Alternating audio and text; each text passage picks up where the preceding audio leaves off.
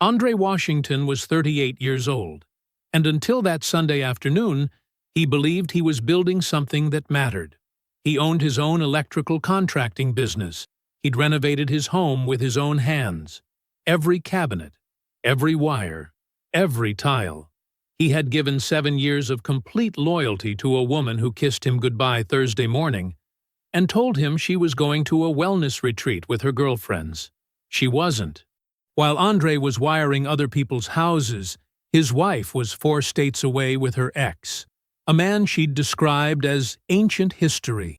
12 phone calls, the last one, 47 minutes long, placed at 11:23 at night. Camille Washington came home Monday evening expecting to walk through her front door. Instead, her headlights swept across the lawn, and every suitcase she owned was waiting for her outside. What she didn't know was that the bags on the lawn were only the beginning. Andre had barely started. Before we jump into the story, comment where in the world you are watching from, and subscribe because tomorrow's story is one you need to hear. The kitchen light came on at 6 a.m. the same way it always did, not because of a timer, but because Andre Washington was already standing under it. He filled his coffee mug at the counter he'd built himself. Dark walnut, 42 inches. He'd measured it twice, cut it once, and set it level on a Saturday 3 years ago while Camille was at brunch. He ran his thumb along the edge of it now, the way he sometimes did without thinking. It was solid. Everything in this kitchen was solid, because he had made it that way. The house was quiet, except for the low hum of the refrigerator. A hum he recognized because he'd rewired the outlet behind it himself after finding a loose neutral that would have caused problems eventually. That was the thing about being an electrician.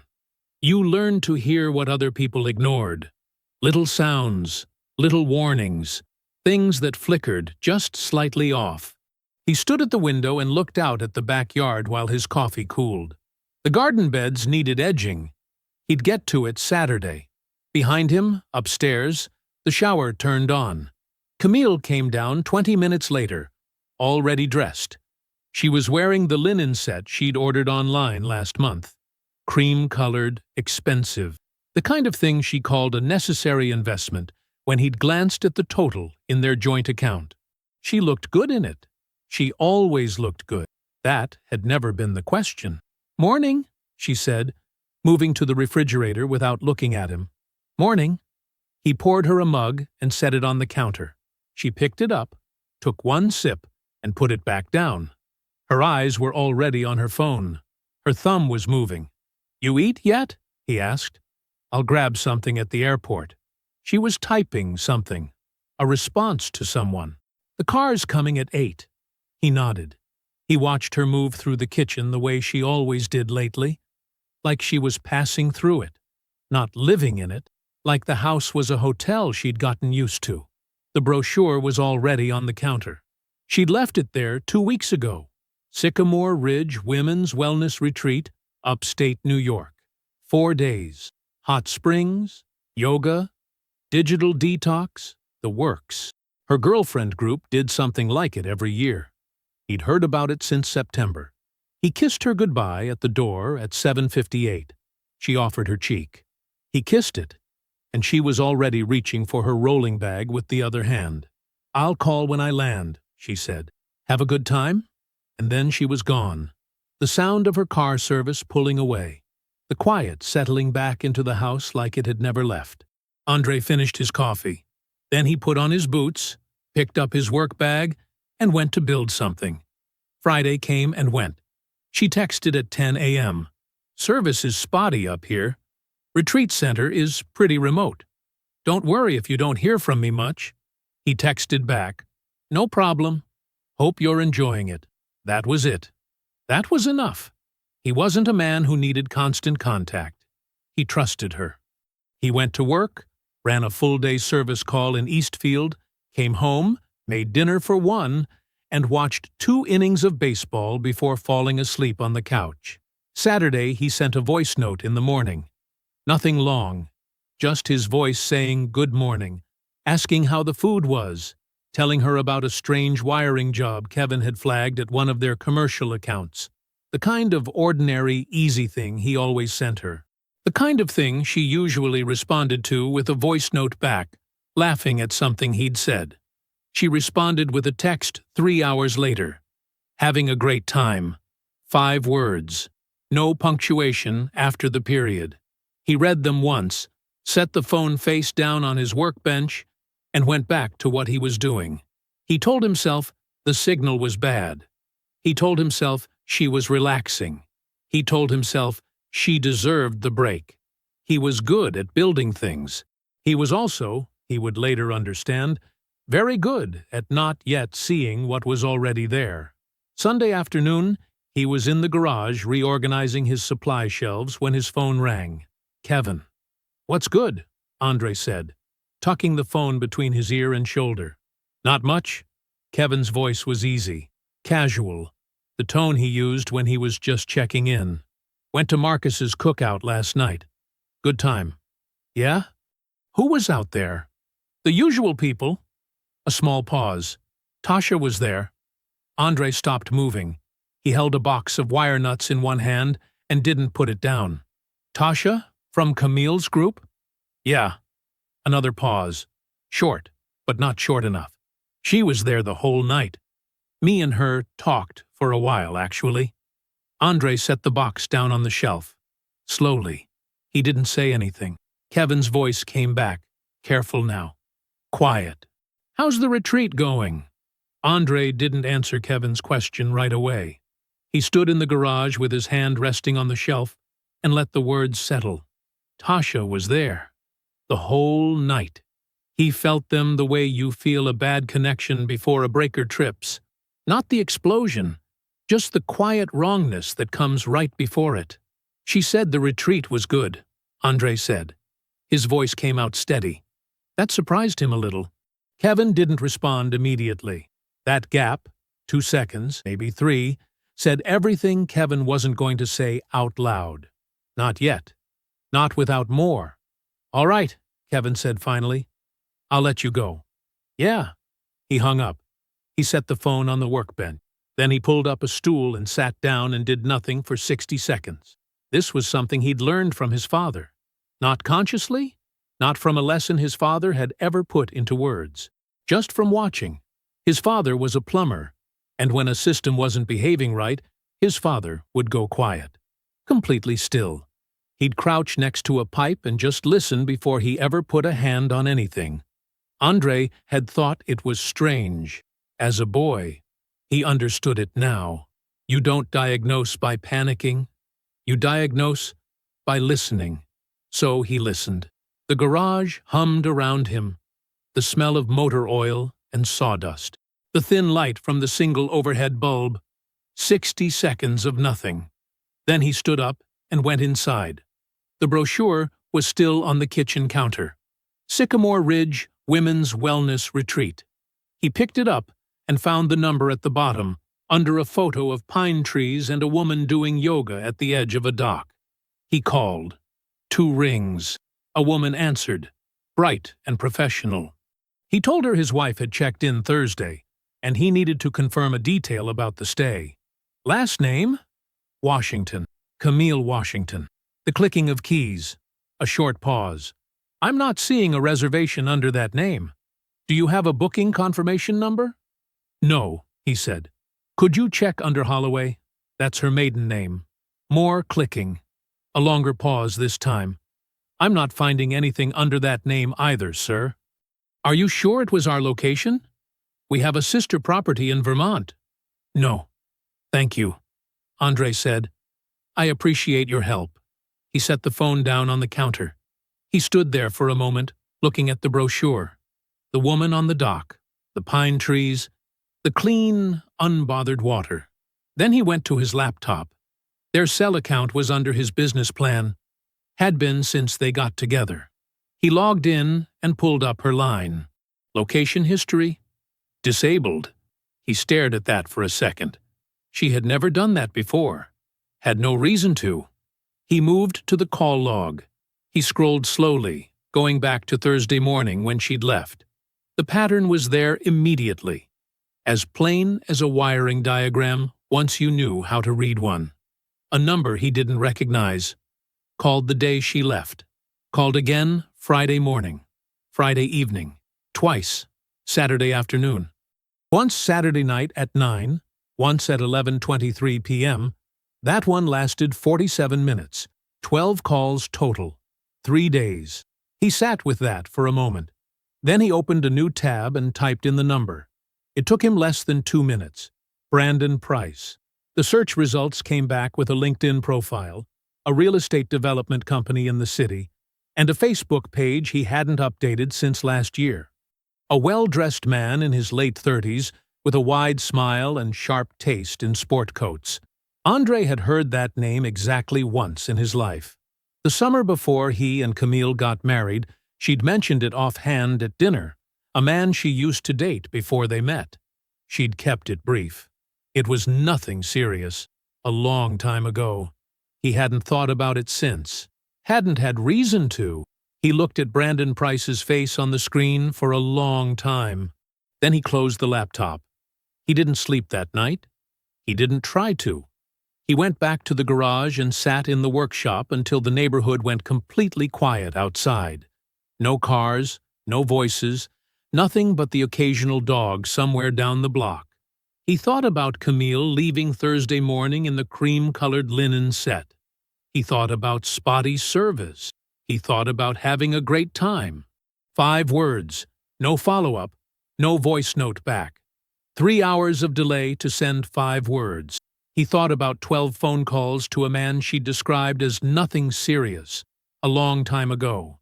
He did not cry.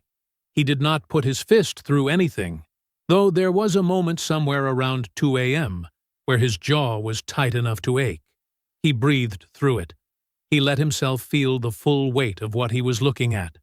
And then, slowly, the way clarity always came to him, not like a light switching on, but like a dimmer turning up. He knew what he was going to do. Not because he was angry, because he was finished. Monday, he moved through the house with purpose. He pulled the luggage from the closet, all of it, her rolling carry-on, her large checked bag, the weekender with the gold zipper she'd bought in Charleston, the 3 tote bags she kept on hooks by the bedroom door. He opened drawers, and he opened her side of the closet, and he worked the way he always worked, methodically, without wasted motion, without rage. He folded things. He zipped things closed. He carried each bag down the stairs one at a time and through the front door and across the porch and set them on the lawn. By the time the sun was going low and orange at the end of the street, her entire life in this house was arranged on the grass in front of it, neat, complete. Every suitcase standing upright, handles extended, like they were waiting for a car to take them somewhere. Andre went back inside. He turned on the living room light. He sat down in his chair, and he waited for her headlights. Her headlights swept across the lawn first. That was how he knew she'd seen it. The car slowed before it even turned fully into the driveway. The headlights moved across the grass and caught the bags in a slow, sweeping arc, and the car just stopped. Not parked, stopped, sitting half in the street with the engine still running. Andre watched from the window. He could see her silhouette through the windshield, the shape of her head. She wasn't moving. Then her phone lit up in her hand, and his phone buzzed on the arm of the chair. He picked it up. He answered. Andre. Her voice was careful, controlled. The voice she used when she was deciding how to handle something before she knew what it was. What is this? Come to the door, he said. My things are on the... Andre, what is going on? Come to the door. He watched her get out of the car. She was still in the linen set. Still the cream color she'd left in Thursday morning. She stood on the driveway and looked at her luggage on the lawn. Really looked at it this time, up close. And something shifted in her posture. Her shoulders pulled back. Her chin came up. She walked to the front door and knocked. He did not move from his chair. She knocked again. Andre, open the door. He stood then, slowly, and walked to the door. He didn't open it. "I know where you were," he said. His voice was quiet, even. "I know who you were with. You don't live here anymore." A pause, long enough that he could hear her breathing on the other side of the wood. "That is not—" She stopped. Reset. "You need to open this door so we can talk like adults." He said nothing. "Andre," the careful voice was starting to crack at the edges, "this is a misunderstanding. Whatever you think you know, Sycamore Ridge has no reservation under your name," he said. "Not Washington, not Holloway, nothing." Silence. "You had 5 days to explain," he said. "You spent them with someone else." That was when the performance broke open. She knocked harder. She said his name 3 times, then called him controlling, then said he was making a scene, then said this wasn't fair, then said the neighbors. And she was right about that last part, because across the street Mr. Patterson's porch light had clicked on, and 2 doors down the Garcia's side light was on too, yellow rectangles of attention falling across the quiet block. Camille didn't lower her voice. She was past that. "You don't get to do this," she said, loud now, her voice gone jagged. "You don't get to just— I have rights, Andre. To this house. To— You can't just put my things on the lawn." "I packed them neatly," he said. "Every item. Nothing's damaged." "That is not the point." He stepped back from the door. He picked up his phone and called Kevin. Kevin answered on the second ring. "She's here," Andre said. "10 minutes," Kevin said, and hung up. Camille was still at the door. He could hear her moving back and forth on the porch, heels on the wood planks, the sound of someone pacing through something they hadn't prepared for. She knocked again, twice, then went quiet for a moment. When she spoke again, her voice had changed. Lower, softer. The edges sanded down into something that was supposed to sound like reason. "Andre, please, just let me in so we can talk. I know this looks bad, but you don't have the full picture." He stood very still on his side of the door. He didn't say anything. There was nothing left to say through a door that was going to stay closed. Kevin's truck pulled up at the curb 9 minutes later. He got out without rushing, put his hands in his pockets, and stood at the edge of the lawn without a word. He didn't look at Camille with anger. He just looked at her, steady and still, and that seemed to be worse. Camille stood on the porch and stared at Kevin. Then she turned back toward the door. Her voice came out brittle now, something hard trying to hold its shape. "You're going to regret this," she said. "You hear me? You're going to regret this." Andre said nothing. She stood there for another moment. Then she came down off the porch and crossed the lawn and started loading her car. She was crying, and she was furious, and the 2 things were tangled up together, neither one winning. Kevin stood where he was and watched without moving. He did not help her. He did not speak. It took her 11 minutes. When her taillights reached the end of the block, Andre watched them shrink and then disappear around the corner. He stood at the window a moment longer. Then he went to the kitchen. He filled the kettle. He got the coffee out. He stood at the counter while the water heated, listening to the house settle into its quiet around him. He poured the cup. He sat down at the kitchen table, and he called his mother. The drive to Felicia's house took 22 minutes. Andre knew every turn without thinking about it. Past the hardware store on Clement, where he'd bought his first set of wire strippers at 19.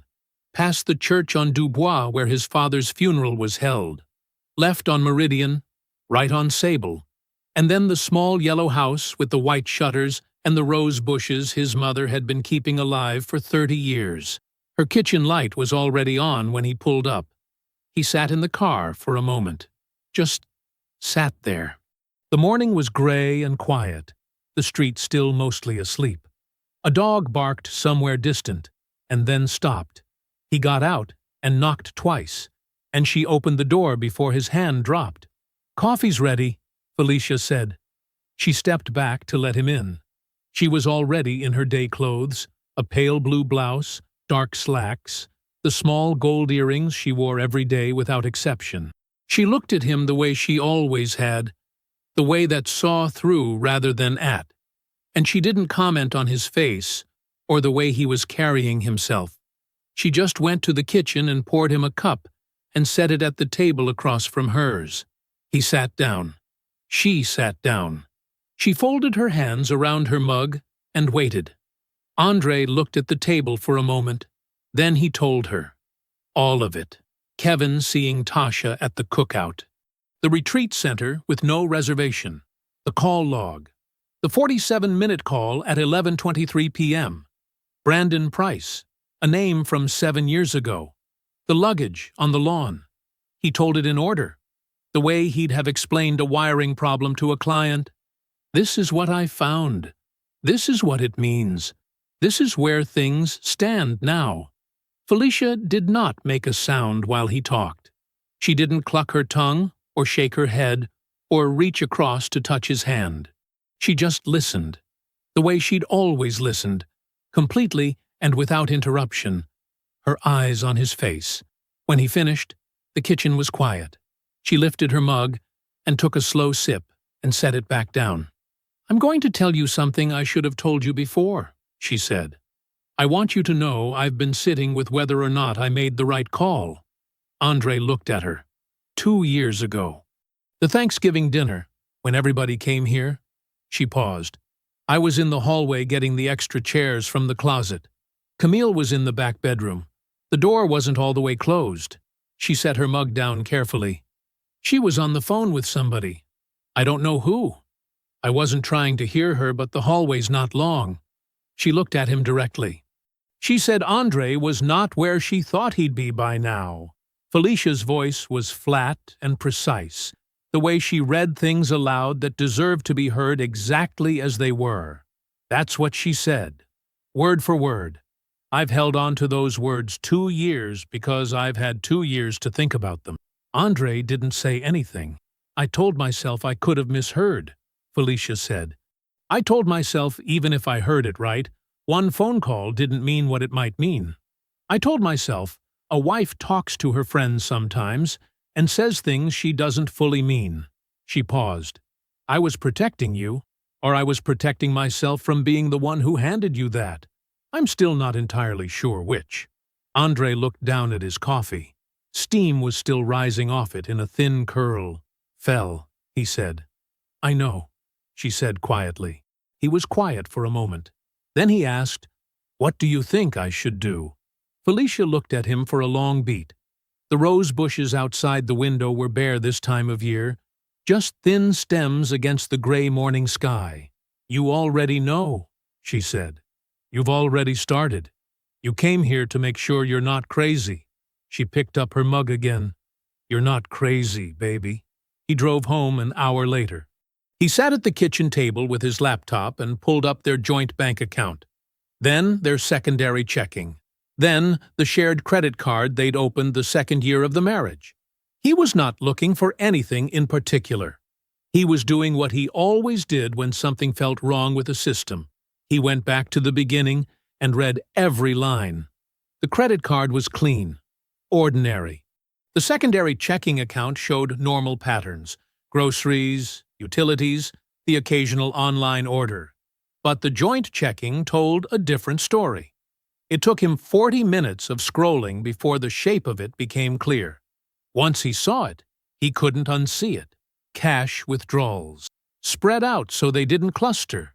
Never on weekends. Always on days he was running long jobs. A commercial install, a multi-day rewire, a full panel replacement across town. $400, $500, $450, $600. Always ATM, always cash. He opened a spreadsheet. He entered every one. He cross-referenced the dates against his old work calendar, still synced to his phone going back 3 years.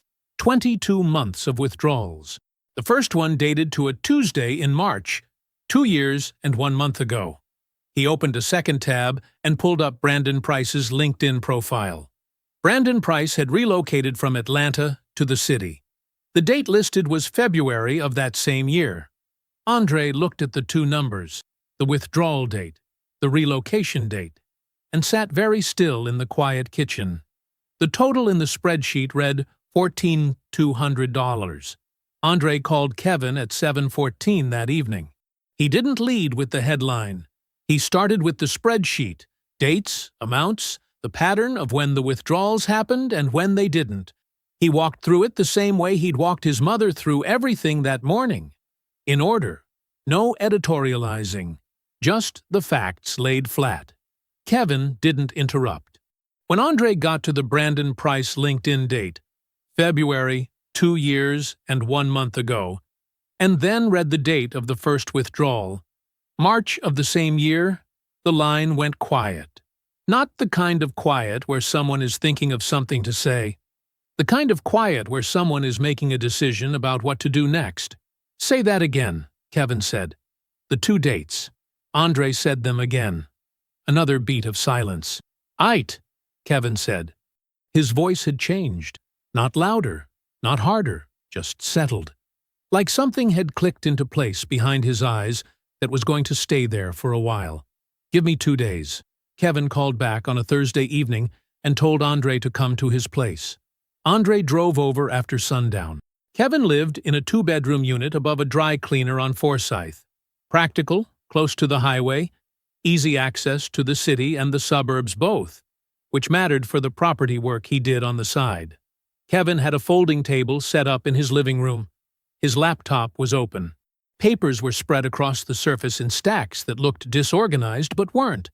Kevin had a system, always had, and everything was exactly where he could put his hand on it. He poured Andre a glass of water and sat down. Brandon Price, Kevin said. He turned the laptop to face Andre. Real estate developer, has a website, has a LinkedIn, has a business address downtown that's technically a shared office suite. He tapped the screen. Looks legitimate on the surface. Looks like a man with a portfolio. He doesn't have a portfolio? Oh, he has one. Kevin pulled a paper from the top of the nearest stack. 2 residential properties. First one purchased 18 months ago. Second one, 8 months ago. He set the paper down and tapped it. Both of them were funded, in part, through down payments from an LLC. Andre looked at the paper. It was a printout of public property records, addresses, purchase prices, the name of the LLC listed as the originating entity. What's the LLC? Andre asked. BP Holdings Group, registered with the state. Kevin pulled another page. Formation date. 1 month after Brandon Price moved back to the city from Atlanta. Andre looked at the date. He looked at the withdrawal date from his spreadsheet, which he had printed and folded in his jacket pocket. He took it out and set it on the table. The LLC was formed in March. The first withdrawal was April. Kevin let him sit with that for a moment, without saying a word.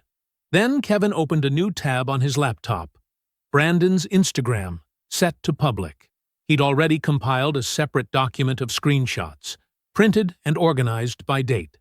He pushed the stack across the table to Andre. He posts enough, Kevin said. Not every day, but enough. Restaurants, events, couple of project sites. He pointed to a photo near the top of the stack. Brandon at a rooftop bar. Skyline behind him. A group of people around a table. This one's from 14 months ago. Look at the bottom left corner. Andre looked. The photo was wide.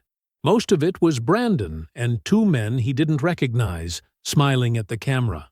But at the left edge of the frame, slightly out of focus, 2 people stood with their backs mostly turned, talking, not part of the posed shot, just caught in the background. The woman on the left had her arm raised slightly, holding a drink. On her wrist was a gold bracelet, thin chain, small rectangular plate with a brushed finish. Andre had bought that bracelet for Camille at a jeweler on 5th Street. 3rd anniversary. He remembered standing at the glass case for 20 minutes before choosing it. He remembered the way she'd looked when she opened the box. He set the photo down. He picked up the next one. Then, the next. Kevin had found 11 photos total. Different dates, different locations, And in each one, the timestamp matched a period when Camille had told Andre she was somewhere else entirely. A birthday dinner with the girls, a work happy hour, a Sunday afternoon shopping trip, 14 months, 11 photos, one borrowed bracelet wearing a man's public timeline like a signature.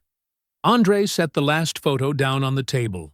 He put both hands flat on the surface and looked at the spread of papers in front of him, the LLC filings, the property records, the social media printouts, his own withdrawal spreadsheet with its 22 months of steady, patient cash. He was quiet for a long moment. Kevin didn't fill the silence. He leaned back in his chair and waited. She was funding him, Andre said. Kevin's words hung in the air of that apartment long after Andre left. She was funding him. Not a theory anymore. Not a feeling. A timeline with documentation behind it. Andre drove home in silence. No music. No podcast. Just the sound of the road. And the particular kind of quiet that settles in when a man has confirmed the worst thing he suspected and doesn't yet know what to do with his hands. Camille called the next morning at 9:47. Andre was standing at the kitchen counter with his second cup of coffee when her name lit up the screen. He looked at it for 2 rings. Then he answered. She was crying before she got a sentence out. Not the hard, angry crying from the driveway. This was softer, calculated soft. The kind of crying that came with pauses in the right places. Andre, please. Her voice caught. I need you to hear me. It was only the 5 days. That's all it was. I made a terrible mistake, and I know that, and I'm not trying to minimize what I did. I love you. I do. And I want to come home. I want us to go to counseling and actually work on this. He listened. She kept going. She talked about the marriage having problems she'd been carrying alone, problems she didn't know how to bring to him. She talked about feeling disconnected. She talked about Brandon like he was a symptom, not a choice. The language was careful. It sounded rehearsed in the way that things sound when someone has been coached by their own fear into something that almost passes for sincerity. Andre said nothing. When she finally ran out of words and the crying filled the space where words had been, he said, "Okay," and ended the call. 3 days passed. He went to work. He ran a service panel upgrade in a duplex in the East End and spent a full afternoon troubleshooting a faulty neutral on a commercial job he and Kevin had picked up in March. He ate dinner at home. He slept. He did not call Camille. He did not reach out to her attorney. He did not give anyone anything to read. When she called again on Friday evening, the softness was gone. "I've spoken to an attorney." Her voice was even, businesslike. The crying was over. "And I want you to understand that I have rights here, to this house, to what we built together. I'm not trying to be difficult, but you can't just put my things on the lawn and act like that's the end of it." "I hear you," Andre said. "So what does that mean? Are you willing to talk about this like adults?"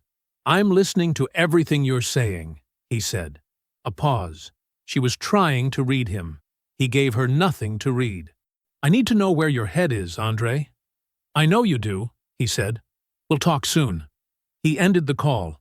He sat the phone face down on the counter and went back to what he was doing. Darius called on a Tuesday. Not at Camille's request. That much was clear from the first 10 seconds. His voice had the particular texture of a man who'd been sitting with something uncomfortable and had decided that carrying it alone was worse than putting it down. "I'm not calling for her," Darius said.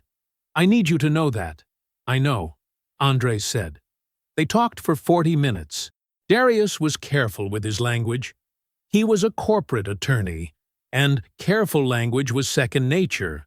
But underneath the care was something honest trying to find its way out. He confirmed he hadn't known about Brandon specifically, hadn't known about the 5 days, hadn't known about any of it in the way that would have required him to say something. But 8 months ago, he had seen Camille at a restaurant downtown.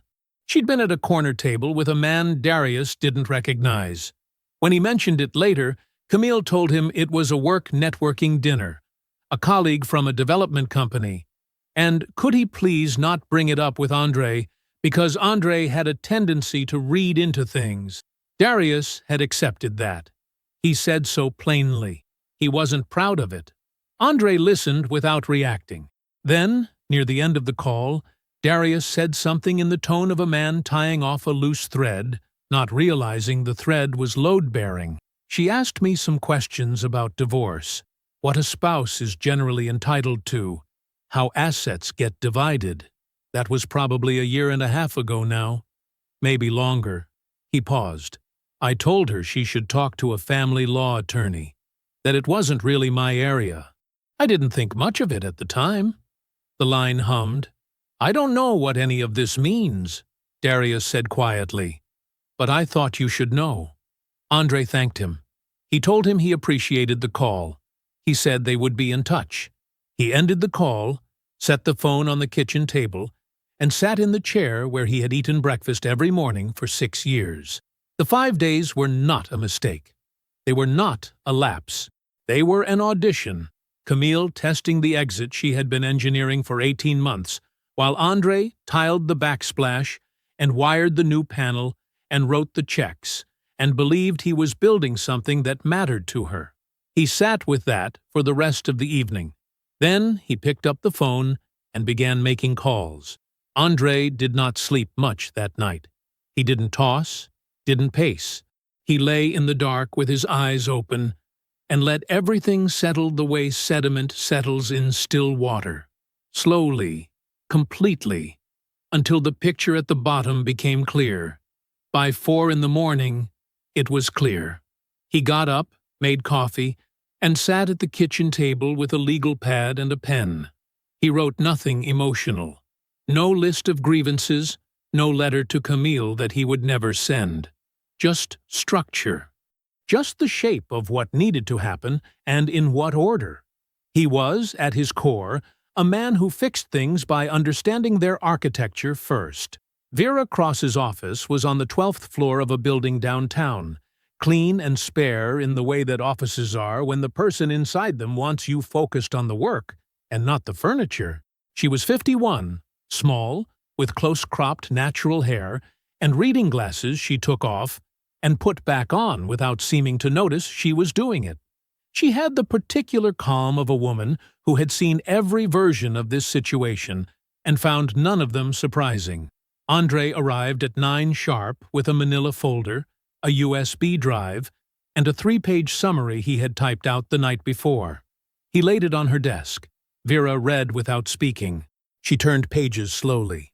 She put her glasses on to look at the withdrawal log, took them off to look at the property timeline Kevin had assembled, put them on again to read the summary. When she finished, she set the last page down and looked at him across the desk. How long did it take you to put this together? She asked. About a week, Andre said. The financial records I had access to already. A friend helped with the property research. She nodded once. Okay.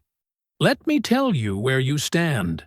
She walked him through it plainly, without softening anything. The house was purchased before the marriage, in his name, with his financing. The renovation had been performed largely with his own labor. Labor he had documented over 3 years in the form of contractor permits, materials receipts, and work logs he kept as a professional habit. His income had represented the dominant share of the household's financial base throughout the marriage. All of this was documented. The cash withdrawals are a problem for her, Vera said. Not necessarily prosecutable, but in a divorce proceeding, that pattern tells a story. It tells a story about her credibility and about her intent. Any claim she makes about good faith participation in this marriage is going to sit next to that withdrawal log. She tapped the page lightly. Her attorney is going to advise her to tread carefully once they see what you have. Andre nodded. She's already made claims about the house. She can make them, Vera said. That doesn't mean they'll hold. Premarital ownership with documented improvement records is a strong position. We'll defend it. He left her office an hour later with a clear picture and a retainer agreement signed.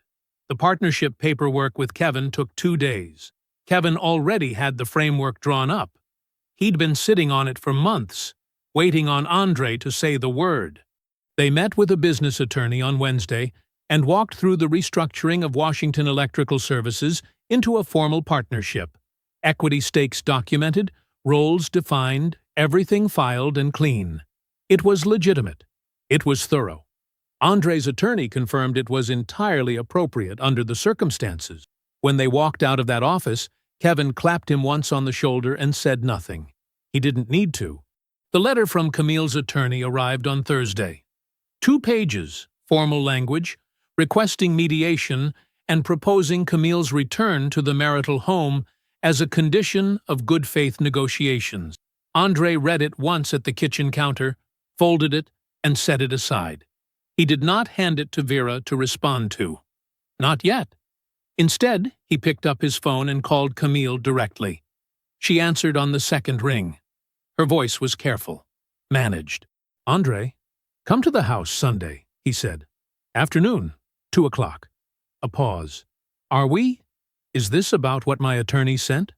"It's about things that need to be said face to face," he told her. "Bring Darius if you want. That's up to you." Another pause, longer this time.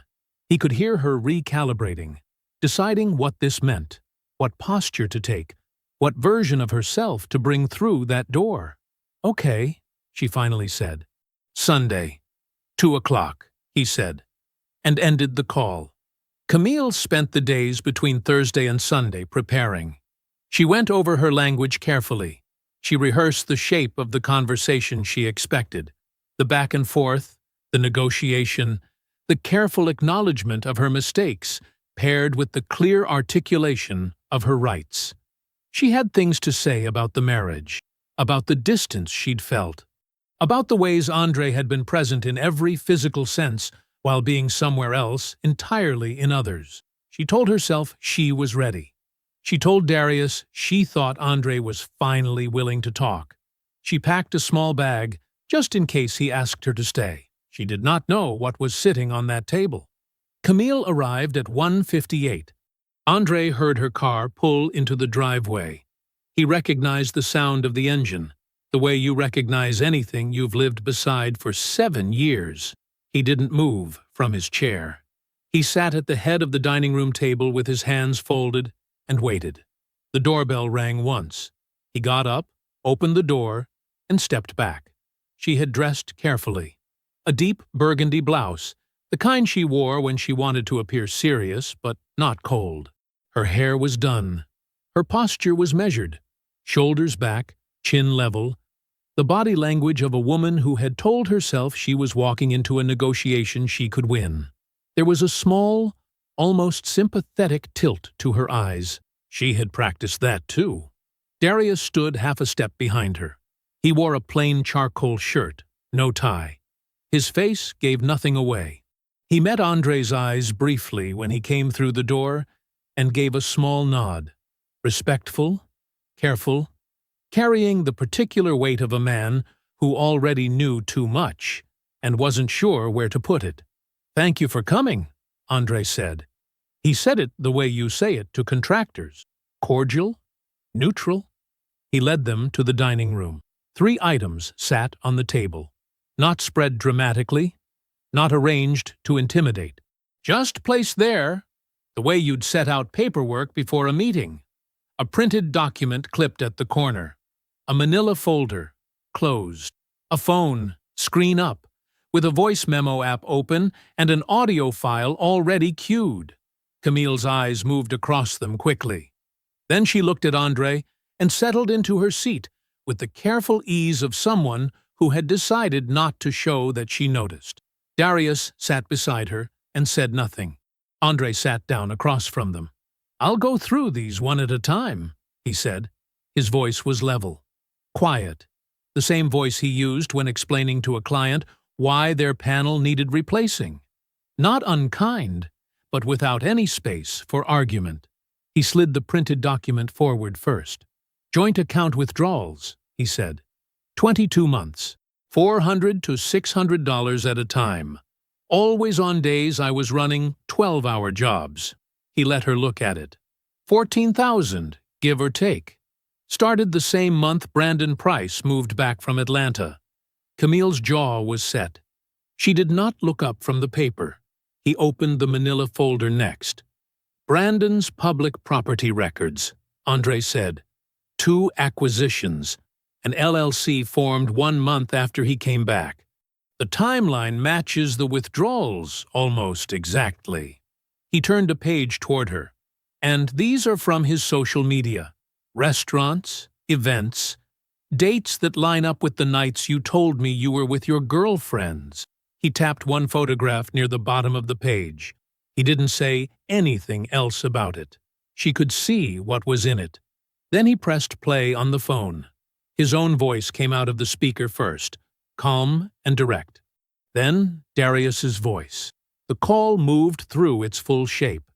The careful admissions, the dinner 8 months ago, and then the moment where Darius said, without fully understanding what he was handing over, that Camille had been asking about divorce entitlements 1.5 years ago. Darius went very still when he heard his own voice. Andre stopped the recording. He looked at Camille. You weren't having a rough patch, he said. You were running a project.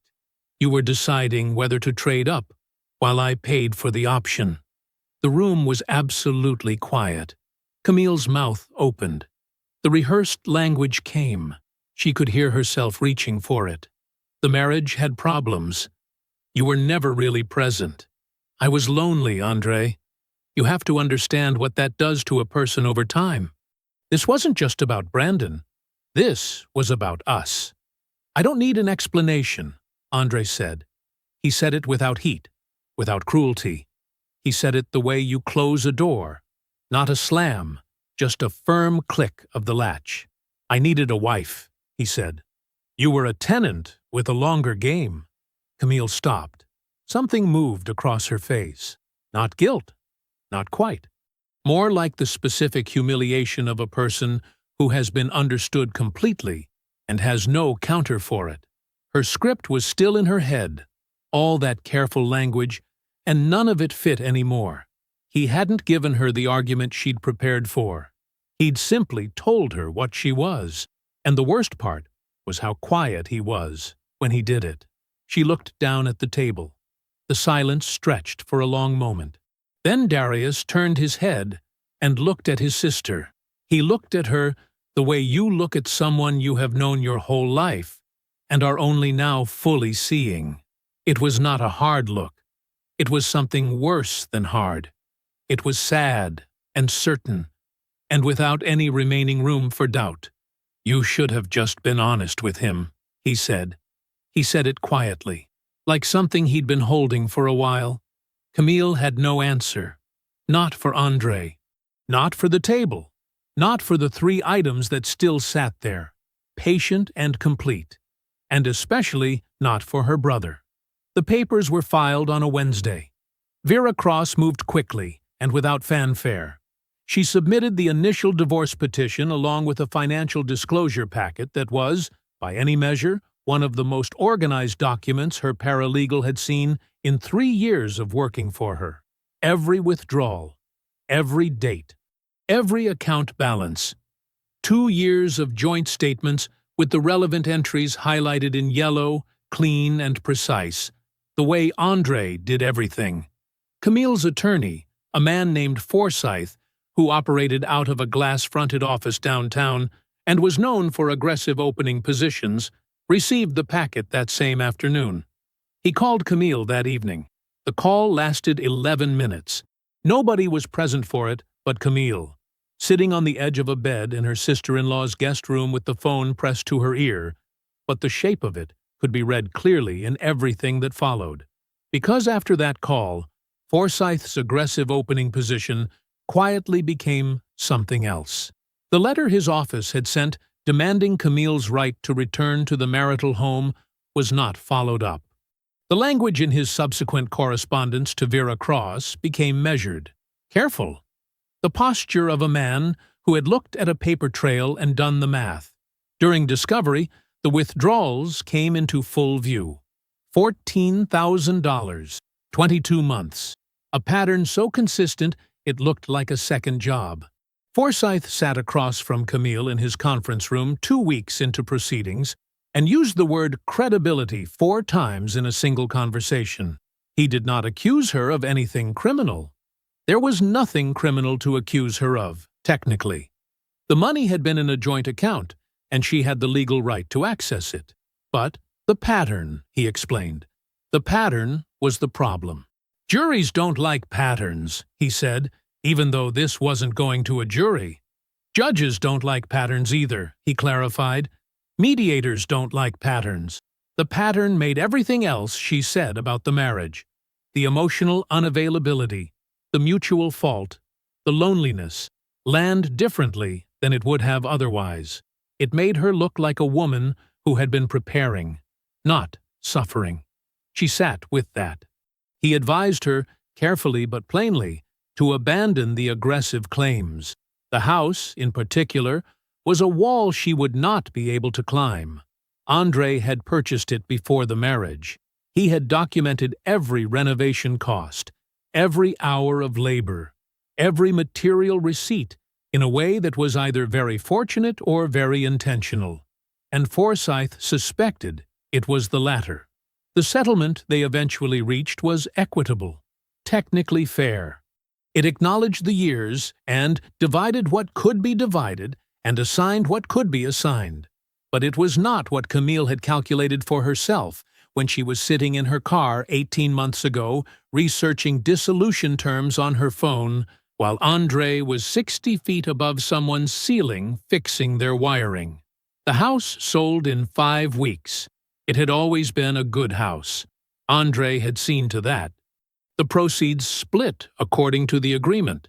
And that chapter closed with the particular silence of a door that has no reason to be loud. 4 months after Vera Cross filed the initial petition, a woman named Simone appeared in Brandon Price's Instagram stories. She appeared the way these things always appear, gradually and then all at once. A corner of a restaurant table, a laughing shot on someone's boat, then a photo where she was centered and tagged, and Brandon's arm was around her shoulders, and his smile was easy and uncomplicated in the way smiles are when there is nothing complicated in the room. Simone had no prior marriages, no ongoing legal proceedings, no paper trail. Camille found out on a Thursday evening through a woman named Priya, who had been in their friend group for 4 years and who delivered the information the way people deliver things they feel guilty about knowing. Quickly, with an apology attached, as if speed reduced the damage. It did not reduce the damage. Camille did not call anyone after that call. She sat in the guest room that was not her room in the house that was not her house, and she held the phone in her lap and stayed very still. Brandon had not called her since the filing. She had told herself he was being careful, giving her space, being smart about appearances during an active proceeding.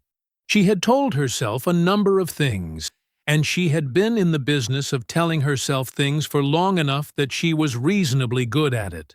But there was no version of Simone's smiling face in Brandon's stories that could be explained into something manageable. The friend group did not hold a meeting. Nobody announced anything or took sides in any official way. But Priya stopped initiating.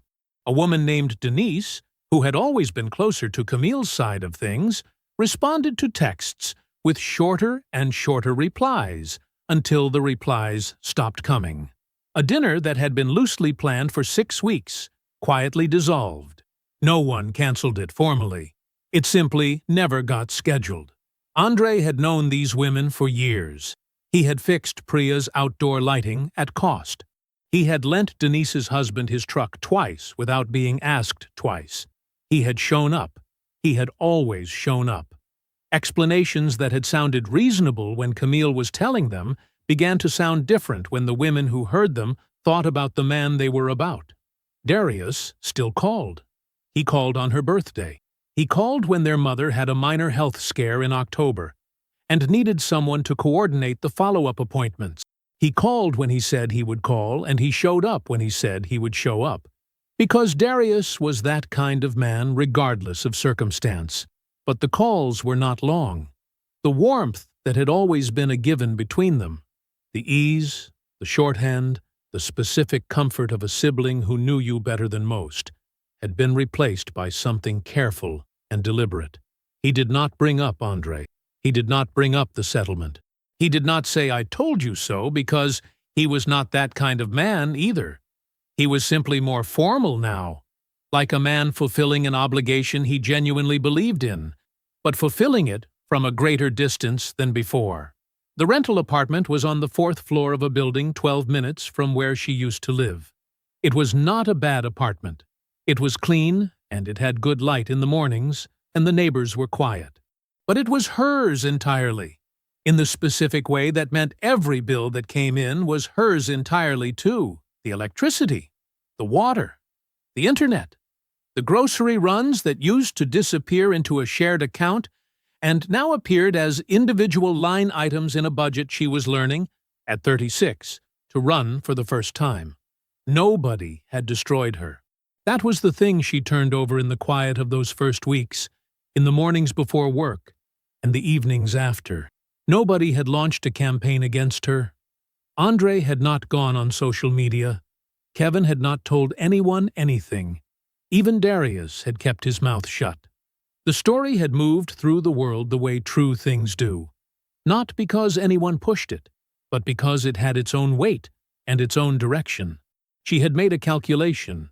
She had decided that what she had was worth less than what she imagined she could have. She had decided that a man who built things quietly was not enough, and that a man who wore his ambition loudly was the better bet. She had exchanged the most valuable thing in her life for 5 days, and a man who was currently photographing someone named Simone on a boat without a single complicated feeling in his chest. She stood at her kitchen window on a Tuesday morning, coffee in hand, and looked out at a view that was entirely her own. The truck read, "Washington Electrical and Contracting," in clean white letters across both doors. Andre pulled up to the commercial site at 7:15 on a Wednesday morning, 14 months after a woman drove away from his lawn with her luggage in her back seat, and a warning he never lost sleep over. He cut the engine and sat for a moment, looking at the building frame rising against a pale sky. 4 stories of steel and concrete that needed every inch of its electrical infrastructure planned, routed, and run by his crew. His crew. 8 men now. 2 vans. A second truck they'd added in the spring when the workload made it necessary rather than aspirational. Kevin had been after him to expand for 2 years before any of this happened, and Andre had kept saying soon, not because he doubted the business, but because he had been waiting for the right time to sit down with Camille and talk through what growth would mean for their life. He never needed that conversation. He climbed out of the truck and pulled on his work vest. The site foreman, a big man named Raleigh who communicated almost entirely in nods, lifted his chin in greeting from across the lot. Andre nodded back. Simple as that. This contract, a 4-story mixed-use development on the east side, the single largest job Washington Electrical and Contracting had ever taken on, had come through a referral from a general contractor Andre had worked with twice before. The man had called Kevin first, and Kevin had called Andre while he was still on the phone, putting the referral on hold just long enough to say, "Tell me you're ready for this." Andre had been ready. The house he lived in now was smaller than the one he'd sold. That had been deliberate. He didn't want more space than he needed. He didn't want to rattle around inside walls that held the shape of something finished. He wanted a house he was still working on, rooms that needed attention, a yard that needed time, a structure that was becoming something rather than sitting inside what it had already been. He bought it 8 months ago, a squat brick house 4 miles east of where he used to live, on a quiet street with old oak trees that dropped enough leaves in October to keep a man busy for a full weekend. The kitchen needed new fixtures, Two of the bedrooms needed rewiring, something he found during his own walkthrough before he made the offer.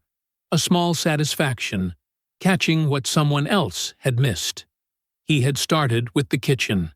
That was how he always started. The place where people gathered. Get that right first, then move outward. Felicia came on Sundays. She brought food she said was just extra from what she'd cooked anyway, which was never true, but was always welcome. She sat at his kitchen table the same way she sat at her own, fully, without apology, like a woman who understood that presence was the point. They talked about the business, about the neighborhood, about nothing in particular. Sometimes she walked through the rooms he was still working on and offered opinions he didn't ask for and occasionally agreed with. She had never once said, "I told you so," about Camille. Not once. That restraint was, in Andre's estimation, one of the most loving things a person had ever done for him. Kevin came on football Sundays, sometimes with Raleigh, sometimes with one or two of the crew, and the house filled up in a way that felt earned rather than performed. There was no management involved in any of it. Nobody was performing comfort or curating an image for an audience of one. The people in his house were there because they wanted to be there. Andre had not fully understood, until the absence of it, how much energy he had spent in a room with a woman who was quietly tallying everything and finding it insufficient. That energy was his now. He used it on the business, on the new house, on early mornings and clean invoices and a savings account that was growing in the way things grow when there is only one person making decisions about where the money goes. He was not bitter. He had put that bag down. He had carried it to the lawn along with everything else, and he had left it there, and he was not in the business of going back for it. On a Thursday evening, 3 weeks after the commercial contract kicked into full swing, Andre was alone in the back bedroom, the one he'd decided would be his office eventually, running new wire through a channel he'd opened in the wall, focused and quiet, completely himself in the specific way a man is when nobody needs anything from him and the work in his hands is good work, going well. His phone buzzed on the floor beside his tool bag. He glanced down. A contact request. The name read Diane Okafor. Okafor Architecture. He recognized it immediately. An architect he had met briefly at a contractor's dinner 3 weeks back. She had asked him thoughtful questions about load-bearing renovation. Real questions, the kind that came from genuine curiosity. And she had listened to his answers in a way that meant she was actually going to use them. He looked at the notification for a moment. Then he set down his wire stripper, walked to the bathroom, and washed his hands clean. He picked up the phone. He had always been good at building things. I hope you enjoyed that one. Be sure to like the video and subscribe so you don't miss the next story. I've picked out 2 more for you that I think you'll really like.